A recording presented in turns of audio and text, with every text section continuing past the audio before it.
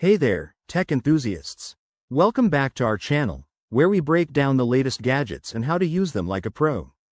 Today, we're tackling something super straightforward but incredibly useful: how to put your Sony speaker into pairing mode for the 2025 models. Whether you're setting up a new speaker for your home theater or just want to connect it to your phone, this quick guide will get you sorted in under a minute. Let's dive right in. First things first, make sure your Sony speaker is powered on and fully charged.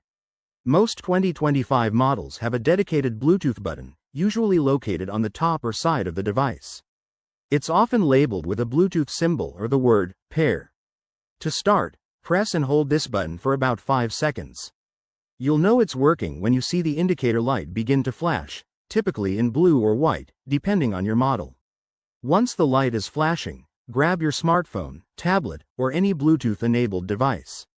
Open your settings menu, go to the Bluetooth section, and scan for new devices. Your Sony speaker should appear in the list, something like Sony Speaker XXX, or in pairing mode. Tap on it to connect, and bam, you're paired.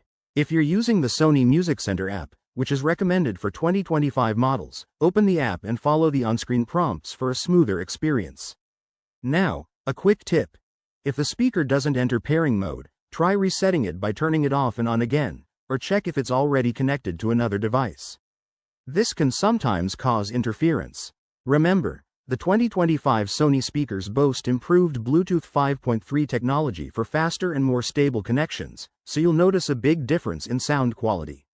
There you have it, easy as that. You're now ready to enjoy your favorite tunes wirelessly. If this helped, give this video a thumbs up, subscribe for more tech tips, and drop a comment if you have questions. Thanks for watching, and see you in the next one.